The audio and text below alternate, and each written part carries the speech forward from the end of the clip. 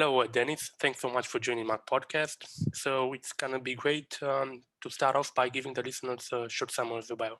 And then I will drill down with questions, starting all the way back with your studies, about your time spent in the States, and you're currently working and studying in Swiss. So I'm gonna drill down with questions on each step. But first of all, let's start with a brief in terms of who is Denis Tudor. Mm-hmm. Sure. Thanks a lot for the invitation, Stefan. And I think this is really nice from you. And I'm glad I'm here in this podcast. I don't know when I'm asked about summary or bio or something like that. I don't know how to tell it. But I will try to chronologically explain some events of my life, maybe. So I'm actually born in southeast of Romania in a town called Mangalia. I graduated the high school in Mangalia, and afterwards I went to university in Bucharest. I graduated the Faculty of Electronics and Telecommunications in Bucharest at Polytechnic University of Bucharest, and then I moved for a while in US. I worked there to create some Hyperloop capsules that were launched in Los Angeles, and then I moved for a PhD in Switzerland, where I also have the Swisspod startup. So this startup is a spin-off of my let's say participations in the Elon Musk competition about Hyperloop. Right, great, Denis. So congrats on the things you've done so far. Let's start all the way back. I'm gonna start with Polytechnic University of Bucharest.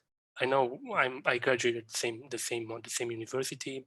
I mean, it's quite a tough school. It's one of the best in Bucharest. Tell me a little bit about how did you approach your studies? Because the entire story of Swisspod, I think, started off while being a student. How did you tackle school? I mean, most of my guests, we discuss about internships, we discuss about NGOs, we discuss maybe about starting companies while being a student. And of course, you match the same pattern. I mean, you had quite a nice stint during your university.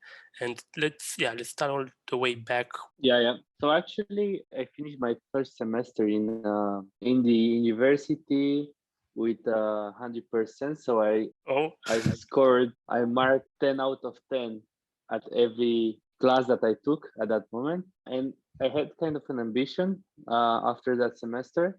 I think the first semester in that university is one of the toughest. And then I said, okay, if I manage to score 10 out of 10 at all the classes, why not to continue this way? So I kind of put a lot of pressure on my shoulders when it came to the exams. So I was not the most relaxed when it came to kind of try to get the maximum score at every exam. But yeah, I actually graduated valedictorian. And I mean, I have also to admit that there have been many exams where I was a bit frustrated. For instance, probably I'm one of the only valedictorians who didn't manage to pass once an exam. So I failed one of the exams, but then I went in the fall and this is not a nice story that I have, a nice memory I have about the university I graduated from, but I think it needs to be spoken. So yeah, I went to an exam, and the professor I was having the exam with was also the vice president of the university, of the senate of the university, and probably you also had him at your. I remember that he was also teaching to your series. It was about microprocessors or microcontrollers or something like that. Right. I know. And I was just coming from the competition from LA, winning that competition. He said, "Oh, you can come with your notes for the exam." And I was one of the students that was doing like never. And of course, I came with some notes that I took from a colleague. And then he saw that, and he came to me, and he said, "Yeah, you should be out now from the exam."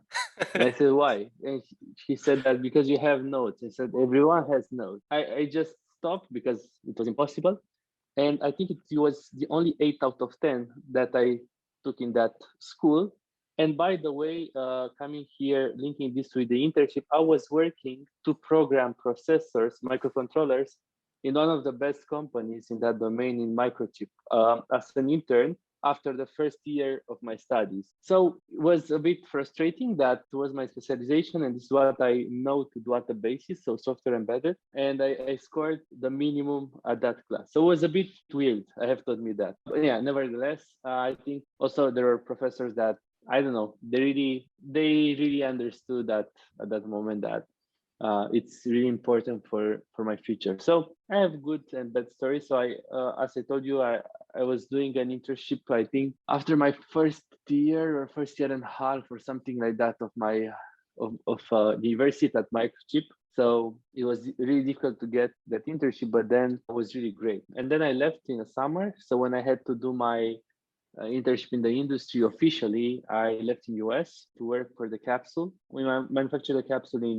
United States, and then I came back for a while. Then I moved back. I had some troubles because I was not attending a lot of classes and a lot of laboratory sessions in the last year of my university. But at the end, I managed somehow to, So then, sorry, I'm gonna jump in. So first of all, yeah, you mentioned this internship, and it's not quite common to do an internship after your first year. Why did you do that? Why did you decide to do an internship right after your first year of engineering school? Because it's not common, and I think it was difficult for you to get the offer, as companies might say, you know what, you're too young. Did you have colleagues who were doing the same thing? No, I haven't actually. It was difficult, but I was passionate about what I was doing at that moment, and I'm also passionate now. I also had the chance because I think I managed to win a prize at one of the scientific competitions. At the end of the second semester, it's called, I forgot the name. Right. I think it's like there's kind of a scientific, yeah. And I managed to win a prize. So then I kind of met a person. Then that person facilitated me an interview, and then I got it. I have to admit that I competed with some people that were finishing the third year of bachelor at that time, but I managed to get it. So it was really good. And I had a chance. That company, they had the lab where they let me work in, and, was really something else for me. But I also left, and I also have a story with my living. I kind of knew on a Friday that I have to go to US, and on Friday evening, I said I have to resign. And they said, no, you cannot. And I said, okay, I can. And then I went to the director of the company. I said, okay, because I explained her that on Monday I was actually having my ticket to go to US. So I bought the ticket right after I knew that I would go to US, and then I resigned. I packed everything and I left. It was like really in one weekend. It was really interesting. And I managed to learn a lot. I also had I kind of have a place to work at, and I was free. They were kind of paying me part-time or something like that, but I didn't have specific tasks, which was really great because I was doing my projects. So I was using their microcontrollers to develop different types of projects, which was really great because, I think we don't have that many chances in that university when it comes to infrastructures or laboratories or people that are open to help you in general. So it was a chance, let's say. Okay, right. So now that you've been mentioning the competition in the States, so how did it start off? I've been listening some interviews you had before, and you've mentioning this Reddit group, and it reminds me somehow of these Wall Street bets. I mean, many things are starting off just from a Reddit group nowadays. It was really a chance. I have to admit that. I was in that company and I was scrolling on Reddit, and then I saw a person that today is one of my best friends in US, Richard, who said, hey, who wants to create a Reddit Loop team?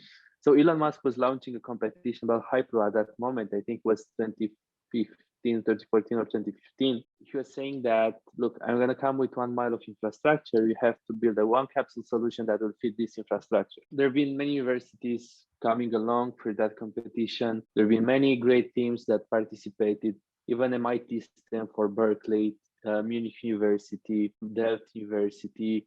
They managed to create a team. And we're competing with those people, but we're a bunch of people from every corner of this planet. And we met for the first time on that Reddit post, but we qualified in the final 100 teams at that competition. And we managed to win that competition to get the best design award. It was really great. And I remember that also the party was great. And then I came back in Romania because it was January and I had to pass my exams. Yeah, that part was not really great. After that, I worked for a while being in Bucharest. We actually got a successful campaign on Indiegogo where we managed to fundraise the money we needed in order to build a capsule we promised. And then I moved in June in US, and then we built that capsule. We're living together in an Airbnb house, and was one of my greatest period of my life. And in January 2017, we brought the capsule from Silicon Valley to LA in order to fit our capsule to that infrastructure. So yeah, I mean, this is how we actually started.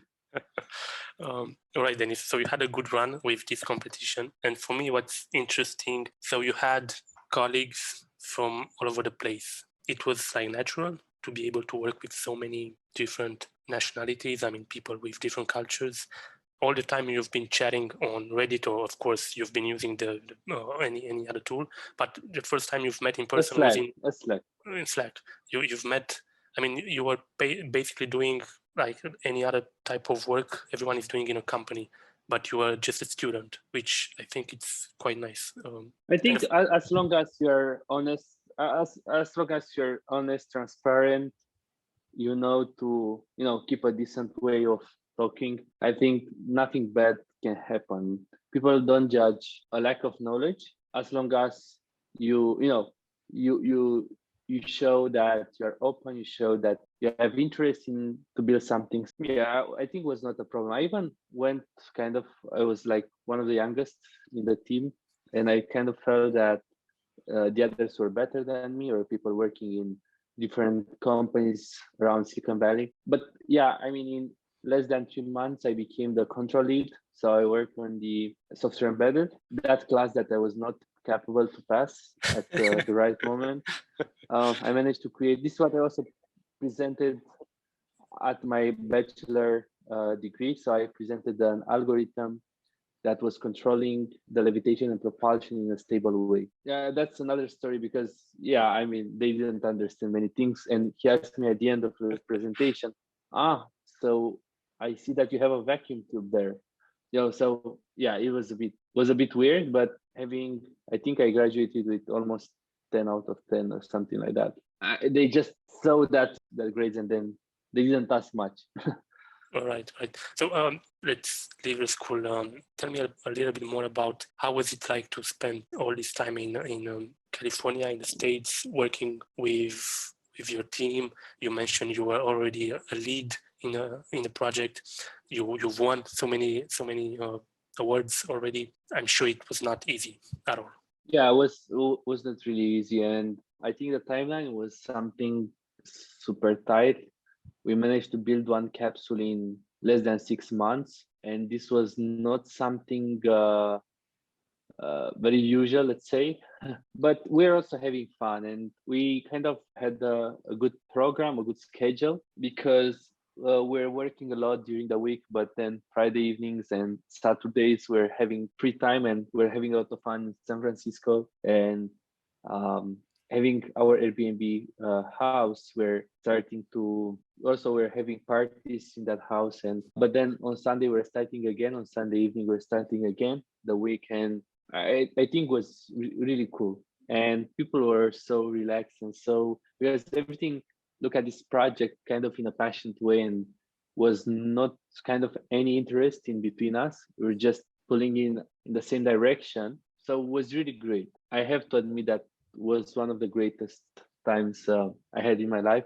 Yeah, I also had different friends around West Coast, and we're having a lot of fun. So more than work. So it was also work, but more than that, we also had fun.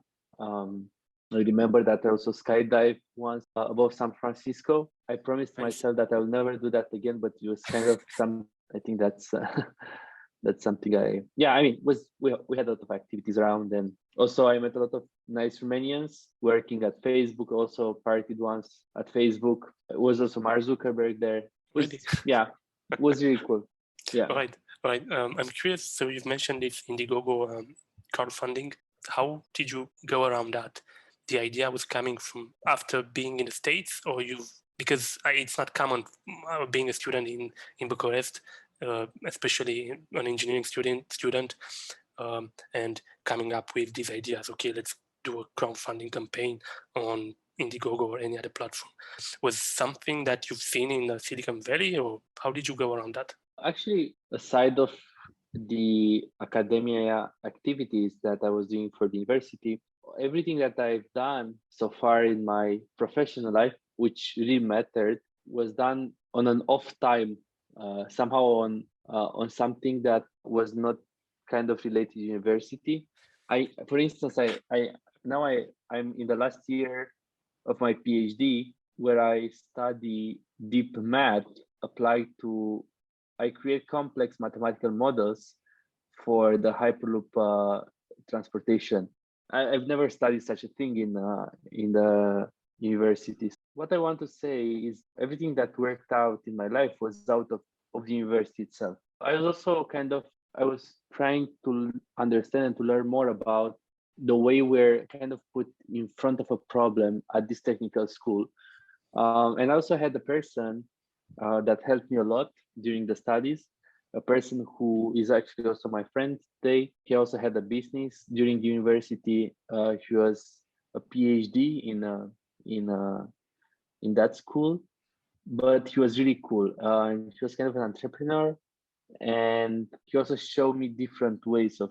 And this helps me a lot today. I think this idea that you mentioned, I heard it from this person, and then what we did was really to market different cool subsystem we had on the capsule to the public. So what we're giving back, we're selling celebrity, and we're selling, let's say, kind of subsystem. So I'll give you an example. The fixed ideas, I'll give you an example. So we're selling, let's say we had 8 hover engines for the first prototype, and if you're like donating or buying, let's say 1,000, if you're donating $1,000, you're capable to you're allowed to name of the engine. So there've been people that donated or bought flight jackets. So we also had kind of some flight jackets like the astronauts, and then we're having a mission patch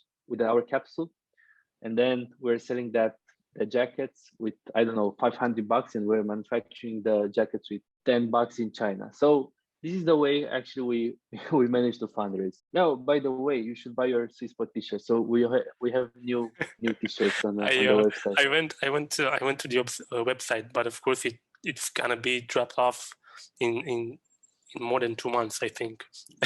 And I just let it slide. I mean, but I'm gonna buy it. I'm gonna buy it. It's gonna be in less than 1 week, but yeah, to make sure that we're not. We're not. I mean, on Tuesday I'll have the t-shirts in Switzerland. So then it will take probably 1 more week. But I just wanted. What I want to do is that if we run out of stock, we'll not have to, to hurry to build new t-shirts, because we are not. You're building technology. We're not Gucci or I don't know. Exactly. It's even it depends. I mean, for a particular audience, it's better than Gucci, having a t-shirt from Swisspod. But hey, you can also instantly buy the name on the pod, but that costs you 10 times more, I think. Okay, I see what you mean. I mean, I think you're not just an engineer. I mean, you find problems and try to solve them. But yeah, I think it's a mix of engineering and business. I think this is what you were trying to say. Like, you've done things outside of university, like with Swisspod, which this is my next question. So you've been winning, and only after that you started the company. How did you come with the idea of starting a company out of this contest, out of this experience you've had in Silicon Valley? I actually had a conversation with Elon Musk in the 2018 summer. So casual, having a conversation with Elon Musk. Yeah. Actually, I think he remembered my face, and I think he recognized me, because at the second competition. I think he came on my back and said like that, just take my back, and then I said, "Hey, I'm Elon." I said, "Hey, I'm Denis. Nice to meet you." And we're kind of meeting. We're testing a capsule. But then he saw me again in the Swiss company that with the Swiss team that I created here in Switzerland at the university. I was kind of lucky because we had a 40 minutes meeting, and we discussed about the future of transportation, the way specifically how Hyperloop should look like in order to have a feasible system, and of course everything at a very high level, kind of philosophical way. But then that was kind of a food for thought for me. Was summer 2018. Then I think in 2019 in March, March, I think 18th of March, I think is the date of incorporation. We incorporated Swisspod, of course, with our co-founder. It's also the CTO of the company. I think we started at the end of 2019. We started the real operations in Swisspod. It was kind of my ambition to continue in this industry. Also, I continued it probably in another 1 year from now on for my PhD. I really want to see this product working, and I think that we have one of the most affordable solutions when it comes to price and efficiency. So I think it was kind of my personal ambition to get this thing real in a way. So what do you think? It's gonna be real or not? I think it's gonna be real. If you ask me, I think the real question is when it's gonna be. Of course. And here I don't honestly I don't have an answer to give. But now we build the first testing facility in Europe with Swisspod. I think this is the first time when I mentioned, and I think it's publicly. But I hope this podcast will go public. Say it again. And we release those, and we also prepare something huge in US. So I think there is much more to work on the technology itself yet before going to the market, because what it can happen is that you end up in a situation as maglev did in the past. So you create kind of an unaffordable infrastructure that it's not competitive with something that it's already been built, such as railway or highways or airports. Therefore, there is a huge risk on that. And we have to admit, and we have to see the reality that those decisions in general in a real democracy are taken by governments that they work on infrastructure. So the governors in general are politicians. We have to see the reality that maybe the only personal scope of a politician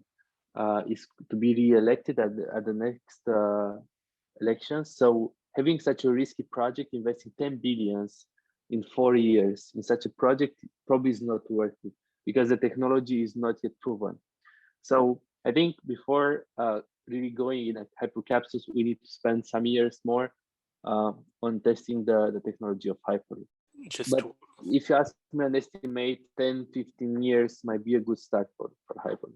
So right. So just to follow up on this, so do you think, are you in the right place? I mean, is it Europe or Switzerland a good place, or would be better place Silicon Valley, or I don't know, Japan? Or I mean, if you ask me about founding or roots, or what are you exactly? I mean, in terms of mentality, in terms of governments being having an open mind towards this kind of innovation and being committed into. I was tempted now to give you an answer to say that US might be a good place to be, but they don't have trains. I have to remember that. I have to remember that we also were granted by the Swiss government now. So as far as I know, it's the first public investment or the first public grant in a Hyperloop company. So even if I was tempted to say it's US, I don't know what to say. Yeah. I'm just, for example, in France, we have the TGV, but I know in the States, when it comes to trains, they are not that far away. I mean, when it comes to the train infrastructure. So yeah, I don't know. For example, I had, regarding this question, you think you are in the good market. I mean, in the good timing, the good position. I had, for example, Alexander on the previous episode on my podcast, and we were talking about this issue because, I mean, he had many startups. I mean, he's just 24 years old, and he already had a few startups along the way. And he traveled to Silicon Valley and so on. And he had 2 times already, he met like 2 challenges. One, which is the timing. He got this feedback from not yet customers, but from the people, from the target audience, that the timing is not right. And the second challenge, the position was not right. Him being based out of Bucharest. For example, if he would have been based in London, of course, maybe the challenge would, I mean, there would have been no challenge after all if he would have been in London. So how important do you think being in the right location matter for your company? And of course, the timing. I think innovation doesn't, in your case, it's not about the customers. I think it's more deeper than that. So I don't think this question applies. I think the only question remains. Timing is not only an input parameter, but it can also be an output parameter of your technology. I wouldn't rely on saying that timing might not be good or might not be bad. Also, the place, I think location, I don't know what to say. I think if it comes to the development of the technology, I think Switzerland or US are good places to be. But maybe if it comes to a real Hyperloop application, a real Hyperloop case, it might be that country that has not many layers and not many institutions to give a kind of a decision about building such an infrastructure might be a better case. I'm referring here to especially the countries in the Middle East and in Asia that are not the most democratic countries, but it can facilitate the construction and the manufacturing of such an infrastructure. It takes you probably less time to go on the market in such places, but you never know. And I think also, if you ask me, a real answer would be that I think location does not really matter as long as you prove that your technology, it does not represent a risk in this decision process. Yeah, I think it does not really matter. I don't want to find any in case I will fail. I don't want to find any excuse in saying that location was not good or timing was not good. And I don't know, Secret Service was a conspiracy or this kind of thing. So I don't want to get into kind of.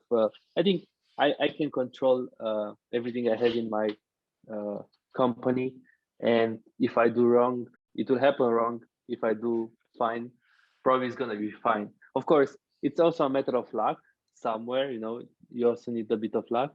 I wouldn't totally rely on timing or location. So, yeah. So I would say you're after the Swiss precision. This is why you're based in Switzerland. But okay, so so you're based out of Switzerland. Tell me a little bit more about your PhD. I know I'm a bit all over the place here. So you've answered the question. How did you started? Why did you start the company out of just competition, an engineering competition? You've mentioned in Elon Musk, the discussion with Elon Musk, and eventually you had the courage to just take this role. I'm going to start a company. It was you and your friend. And then how did you move to Switzerland, for example? Because it was a PhD, right?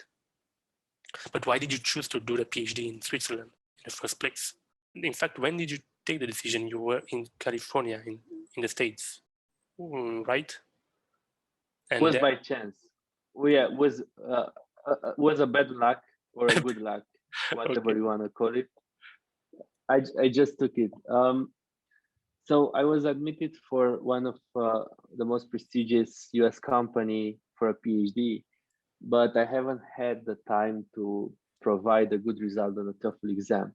I think I managed to score 85 or something like that. And at that university, they were having a tight constraint between 95 and 100. And therefore I failed. And then I said, okay, I'm not going to spend my time on learning how to take 95 at this exam. It was, I don't know, if I don't like something, I would never do that. So yeah, I just said, okay, let's go on the other side. So I applied for a master program in Switzerland. So I arrived here in Switzerland for a master program, but I didn't graduate the master. So after 2 or 3 weeks, I got admitted for a PhD. You So I skipped also jumped into a PhD. Yes. uh, uh, which again is not easy. I mean, how it was because of your results? I mean, your astonishing results. I had a strong application, and also I graduated 4 years of bachelor, as you know, in Romania, plus an internship during the summer, which is considered here a bachelor plus a master, because the bachelor is around 3 years and the master around 1.5 years or something like that. So I had the European credits necessary to enter the PhD or something like that. But I also then they also told me that I had a strong application. One professor from one of the lab, he wanted me specifically. So in general, if somebody wants you as a professorship level, it's you get it. So that was the strongest point of the application. Somebody wanted from you from the interior. So yeah, this is how it happened. Right. And how is it like being a PhD student in Switzerland? I'm part of the energy sector of EPFL, which is top 3 in the world, or top 4 now, or something like, let's say top 5. I don't know. Like there, it's always we're second at a point, then we became the fourth, and then it's always a big competition. That and there is a lot of pressure, especially in our domain with our professor, because he wants to. He's not kind of a professor who publishes in conferences and publishes as much as he can, but he wants to publish only journal papers. And the journal papers in general, I don't know, I just submitted one of 45 pages. So it's kind of, you write not a book about something, but half of a book, let's say. And it's pretty tough, and there is a lot of pressure on that. But in the same time, this school has a very good attitude about entrepreneurship. So it's kind of imitating, let's say, the attitude of Stanford. So it's an environment in the school where there is, for instance, a special department called Technology Transfer Office, where you can bring the IP you developed during your academia into a company. And this is super cool. And there are 2 polytechnic universities in Switzerland, ETHZ, the Zurich University, and EPFL Lausanne, and they compete. But ETHZ, it's kind of a classic university where people are really tough, really old style, while the one in Lausanne here, there are great people, great attitudes, like really looking for innovations, really looking for startups, to create new startups, to create new opportunities. So I don't know if you know, but I think it's the French part of Switzerland, it's only 22 or 23%, while the German part is around 70%. But even that, like more than 60% of the investments in the startups are. So it's really important to highlight this, because these universities let you also prepare yourself during the university studies to go on the market as soon as possible. And this was really cool, because this also we applied for this fund at the Swiss government, with this consortium between universities, private companies, and I think it's really it's a good place to be if you want to launch a startup. Sorry, Denis. So about the investments. It's really. Sorry, I think I've lost you for a few seconds when you were talking about the investment side.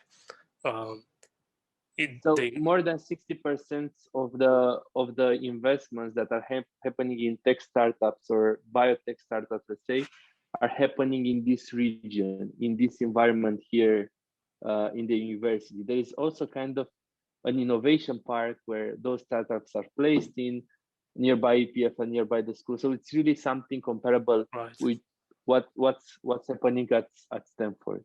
Right. So I think I wanted to ask, because currently you are the CEO of the company and you are doing you're an engineer doing the PhD, and running a company takes a different muscle. It's one thing to be an engineer. It's a completely another thing being a CEO. How was it like? How did you pick up the skills when it comes to sales, marketing, business in general? How did you go about that? I've learned. I've learned.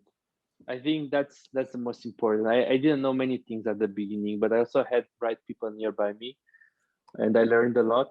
I think I've been kind of growing up in three different, let's say, environments. So one of them was Romania, one of them was Switzerland, and one of them was US. In Romania, I learned, let's say, not mandatory in the university, but I learned a lot of science, a lot of critical thinking. Then in US, I learned a lot of business, a lot of marketing.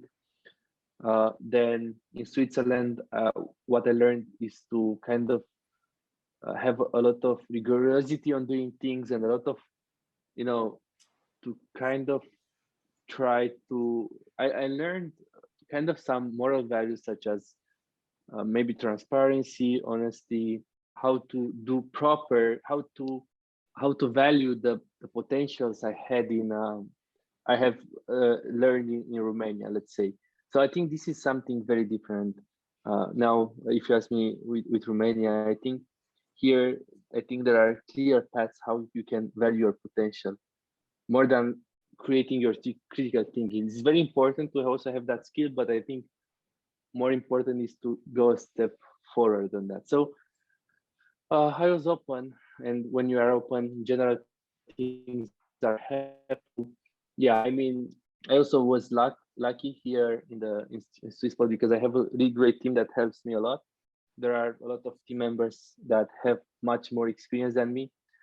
There are people at 70 years old in my company.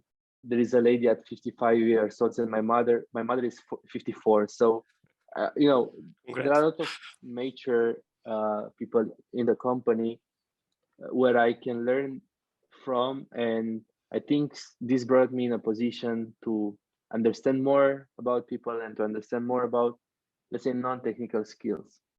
For you, I think it's coming easy being a CEO, because you have the faith, you have the mind. Having top grades in engineering school, doing your PhD, it's the right faith to have on such company, like in this field, in disrupting the transportation and so on. It's the right figure. But what's your piece of advice for students being in an engineering school, for example? What should they do in order to step out a bit of the comfort zone of engineering and just trying a bit to scale the skills when it comes to, for example, marketing, but marketing themselves? For example, if they want to apply for a job. Marketing. What's your piece of advice you would have to give to?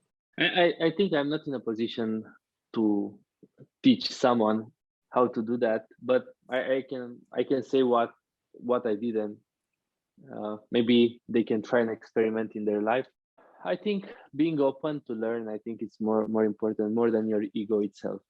Also, in the same time, in different parts of the world, people are kind of feel guilty if they don't have a knowledge to do something.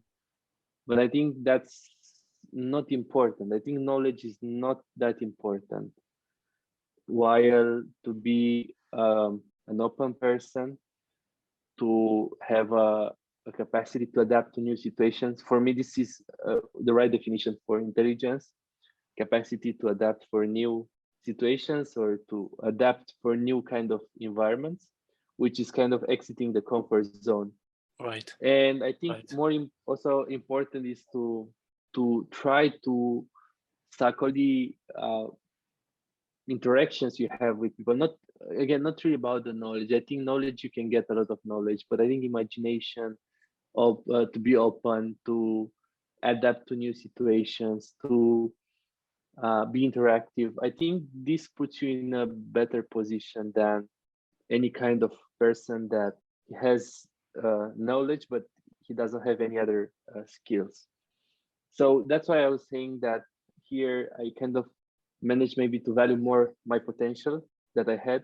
I think that's more important. And I think also comfort zone sometimes is not bad. But it's bad if you stay much in that comfort zone. Mature enough. Well, you maybe a comfort zone. Maybe a comfort zone. I think it might be for someone to do not be in a comfort zone. So a comfort zone, it's paradoxal, but it can be like a comfort zone. For me, maybe is to work, right? For instance, I'm really I really fear, or I'm really kind of not comfortable if I leave my monitor, if I leave my laptop, if I leave what I do, what I work. So you see, there is kind of weird that maybe a comfort zone. If I go to have fun, I don't know. I go to play tennis. Trying to get a bit of comfort zone might not be a comfort zone. Might be a more non-comfort zone. So it's very weird. So I think it's kind of, so that's why I was saying that maybe it's not mandatory to be in a comfort zone, but it's bad if you stay much in that comfort zone. Yeah, it depends. I mean, for you, maybe it's gonna be easier to finish a PhD at a top school in in Switzerland. I mean, worldwide, than, I don't know, living, doing playing a tennis match for half an hour.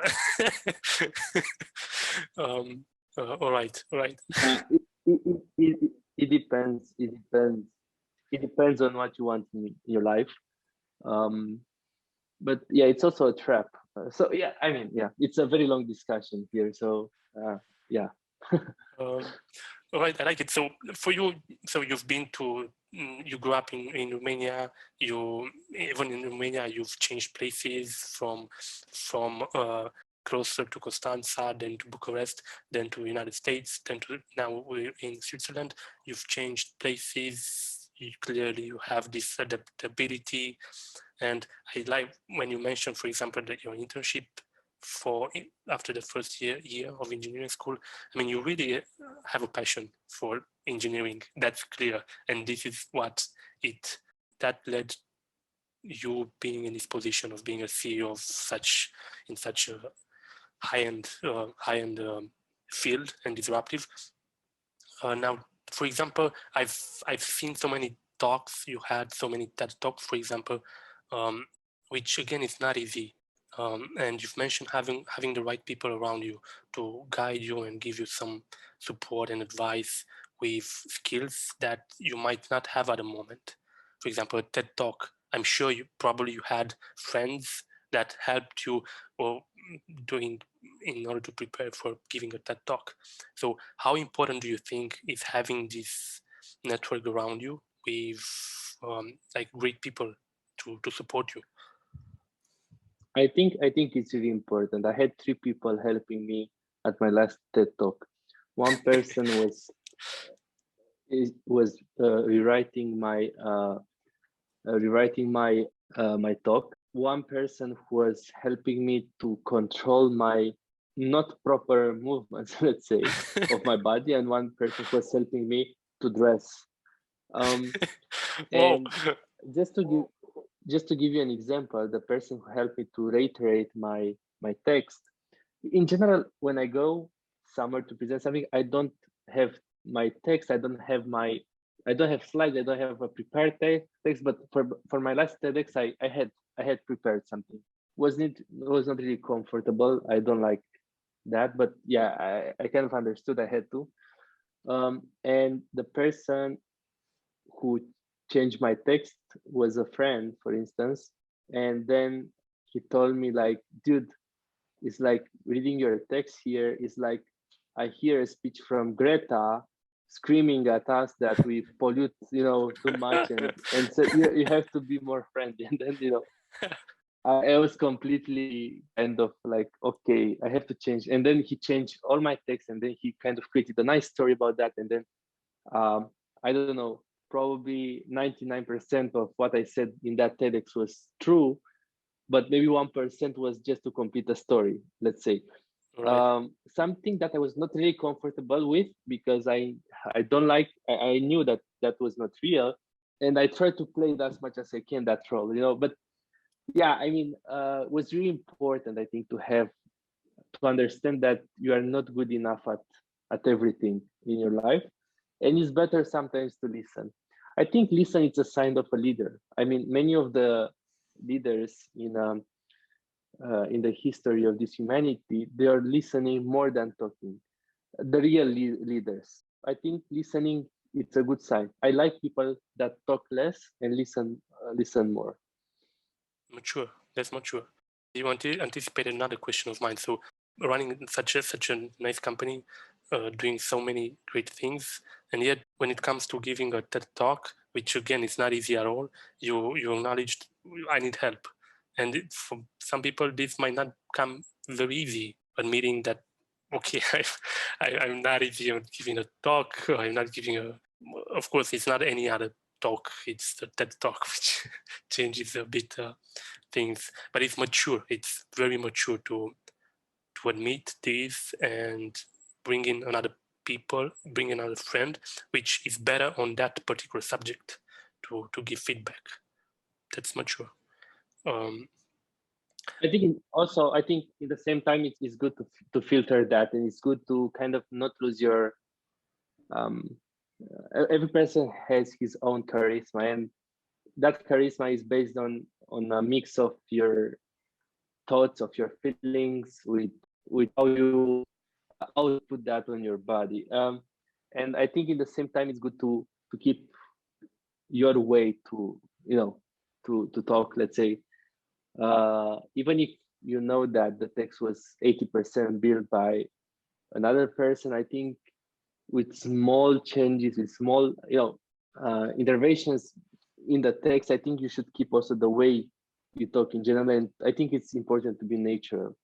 I pitched, I think, 1 month ago. It was kind of a competition or something like that in this university that I was explaining you that it's a good environment in. And I had a prompter, to read the text, because you don't want to pitch for 2 minutes. And then I think I did 3-4 reiterations, because it was super observable that if you read, you don't mean that much. It's Right. like presenting news. You just Right. objectively present news. And then I observed that this can happen also if you do it in this way in TED Talks, like if you accept all the changes in the speech. So I think there is a thin line between keeping your natural attitude, but also improving your speech from exterior. So yeah, So, yeah, you have. I think all the life it's an optimization problem. the engineer is talking. Yeah, you have to make it your own. I guess. I mean, without being genuine, people can see that. All right. So, do we include, for example, mentors as well in this category of having a network around you? How, for example, when you were in the States, did you have any like mentor to maybe it's Elon Musk, I don't know.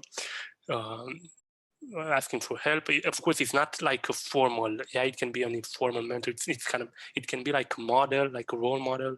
Any type of person you might have. Maybe it's Elon Musk. I think. I mean, of course, I have to admit, I was educated in his university. Let's say, being in that competition involves you in a project that it's really tough. Maybe not in a direct way, but in an indirect way with SpaceX. I think we graduated, all of us, we participated during these years in that competition. I think we graduated at school. We can admit that. But I would not really highlight Elon Musk on this equation more than their top engineers. So I think we also had a lot of experience and a lot of exchange. More than being a mentor, it was a kind of a bidirectional collaboration we had with SpaceX, because they also learned a lot about our technologies. And even if they were working at SpaceX, maybe they're missing some technical knowledge. But again, it's important, not the knowledge is important, while the attitude. So I would say this interaction with SpaceX made me to think in a different way. And also I think here in Switzerland, my PhD supervisor is a really great person, and sometimes he drives me crazy, but at the end you can understand some things that he says. And yeah, I mean, there have been many people in my life that helped me a lot, either with advices or with discussions or with investments or with I've been really lucky when it came to this interaction. So always when I needed someone at a point, he or she showed up at the right moment. I think it's also important to mention that. So I think it's not only one person that helped me or it was my mentor, let's say, but I think there are many. And yeah, I think, I don't know if you ask me one of the first, I think I can also mention the professor I worked with during my high school period for physics or mathematics, that both of them, they were kind of university professors, and they had a different mentality and a different psychology when it came to teach. I cannot give you a real answer. And I think I don't really trust in one mentor in general, or that person is a mentor, but I trust in a mix of mentors, a mix of interactions, a mix of discussions. And then you can make you learn something from every person, and you bring together the pieces of the puzzle and you create a puzzle, your puzzle. And I think if you also ask me, I can make here an analogy with what I think innovation means. I think innovation means is kind of take something on your left, something from your right, bring them together, shuffle them for 3 times, and then you create a unique product or unique project. I think that is innovation. Nice. Nicely said. I'm curious if you would have, I don't know if you have any information or not, if you'd have to do a PhD, for example, at Polytechnic University of Bucharest, do you think it would be different than the PhD from Switzerland? Yeah. In general, I don't badly talk about these things, but I think it's a different level. All right. And again, it's not a different level of knowledge, but it's a different level of approaching a problem, a different level of being open, or I think it's not really about the result you got, but maybe the way you got that result. Right. I think that's a real difference when it comes to this university here. All right. I think you've mentioned already, but just to recap, what it meant for you to live and study in Romania, what it meant for you to work and live for this period in the States, and what it means for you to live, work, and study in Switzerland. I mean, I think it's quite an interesting mix what you have here. I mean, you cover the East, the West, I mean, it's a really nice combination. I think I kind of placed my basis of knowledge in Romania. Then I managed to learn a lot about marketing and business in United States, while in Switzerland, again, I kind of learned how to, let's say, sustainable value my potential. And I think there have been complementary steps. For instance, I'll give you an example. The bachelor level in Switzerland, it's lower than the bachelor level in Romania. Really? But the program after bachelor, the program, and also this is happening in MIT or Stanford. So I think after the bachelor, there is a disaster in Romania. while in the different places in the world, I think they treat the problem in the same serious way. But this problem also comes from many other social problems. In Romania, probably you are kind of forced to work because people maybe cannot afford to keep their kids in school for a long time. Even if the education in Romania is free, they kind of forced the kids to go to work, and then even if they could stay for another 2 years in academia, they prefer to go to work. So it's really a social problem at the basis of this observation. I can understand the situation. Right. Right. So tell me, what's your vision when it comes to this technology? In fact, when it comes to travel and the market overall, what do you see in the next 10 years, or maybe long term? I don't know. I trust in general. I have a trust in energy autonomous vehicles. Right. I don't trust in complicated infrastructures. I trust in interoperability. I trust in efficiency of combining different modes of transportation, and this is happening very well in Switzerland, for instance. I trust in eco rockets, and yeah, I really trust also for long term in hydrogen. But let's say I would have two main visions here. I really trust in energy autonomous vehicles, so things that can also conclude in an interoperable way of transportation. Maybe a car that can fly and then go in a Hyperloop tube, let's say. So with the same vehicle, you can do the same thing, while you don't have to be connected to any kind of infrastructures. And in the same way, I trust in connectivity of different modes of transportation. So you get out of your home, you take a bus, and then you take a train, and then you take another bus, and then you get into a Hyperloop, and then So I trust in interoperability, and I trust in a Hyperloop solution as a third conclusion here. I trust in a Hyperloop solution, in an intracontinental Hyperloop solution. So I think one of the main competitors in this in the transportation industry is the airplane and not the train itself. Even if I define Hyperloop as being as convenient as a train, as fast as a plane, as convenient as a train. But I think the main competitor here is the airplane itself. But for longer trips, for intercontinental trips, I think it's good to have flights. While for intracontinental flights, I believe more in a Hyperloop solution. Right. What do you need for Swisspod, for example? What top 3 challenges you have? I think one of the first challenges we have at Swisspod is a go-to-market. Even if we have a very clear path that's been validated by the Swiss government, I think it still represents the biggest challenge. I think we have one of the best propulsion systems in the world when it comes to high-speed transportation system. I think the second challenge for me as a CEO, for instance, is to keep this team, which is really sustainable, in the same group. So we have around 50 people nowadays. Congrats.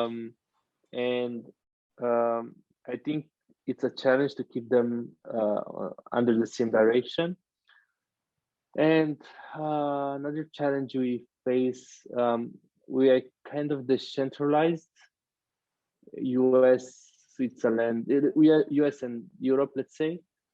And a challenge might be a bit when you build hardware, when you build infrastructures, when you build, even if it's at the testing facility level, I think there's a challenge to apply a certain discussion into reality. So I think just to define this, by vertically integrating different activities in this value chain of the company. So I think this is also another challenge we face nowadays. So what's your competition, for example? Are they based in Europe, or are they based in the States? I think there are 7 Hyperloop companies in this world. 2 of them are based in US. and the others are based in Europe. But we don't really have a competitors when it comes to our business plan, because our business plan is to develop modular solutions of a capsule. So we want to be a vehicle provider that places different solutions in different types of infrastructures. But let's say the biggest competitor we have nowadays is Virgin Hyperloop One. Oh, right. But in the same time, we closely collaborate with them. So I think at the macro view, we have those competitors, but when it comes to the micro view on the real business plan, I think we're very different from the others. So we're collaborators and we're complementary more than being competitors.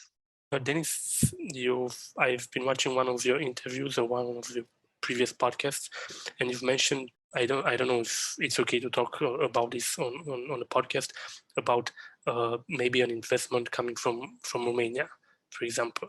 And I want to touch this subject because we both know, for example, the success of UiPath recently being having the IPO for the New York Stock Exchange last month.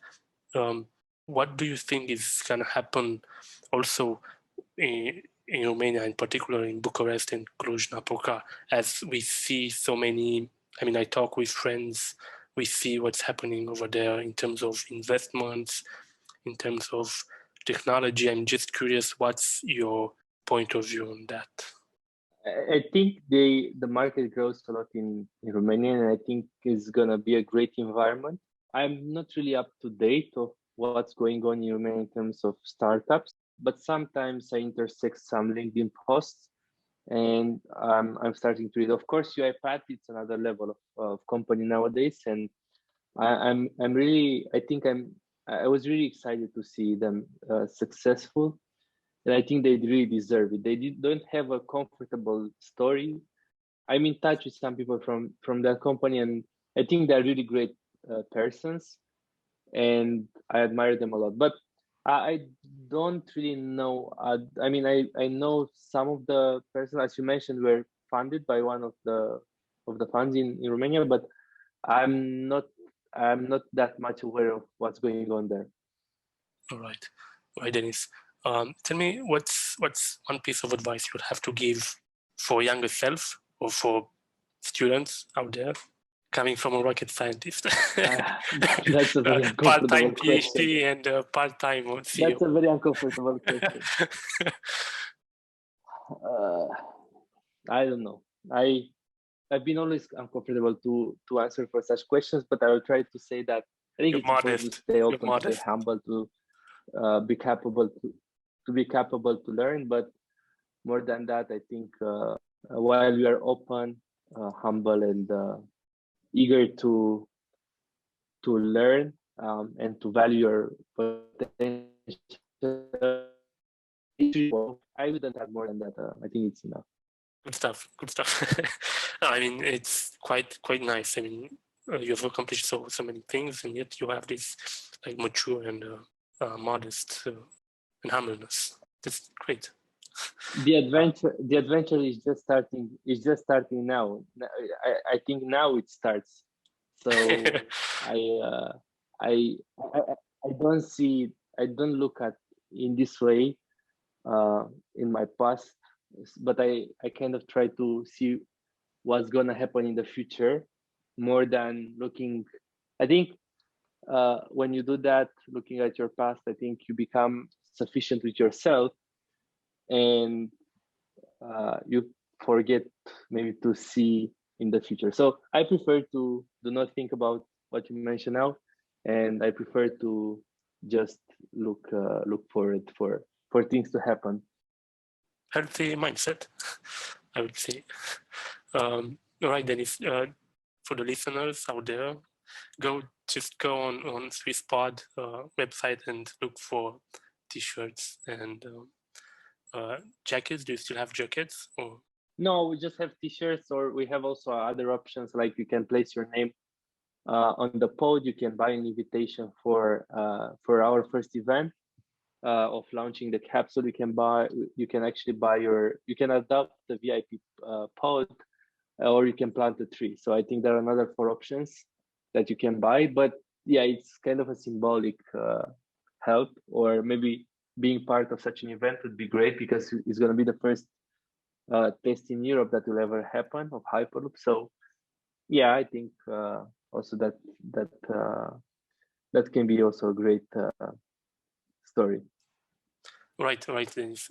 Thanks so much for being so candid on my podcast, and let's leave it to that. Thanks a lot, Stefan.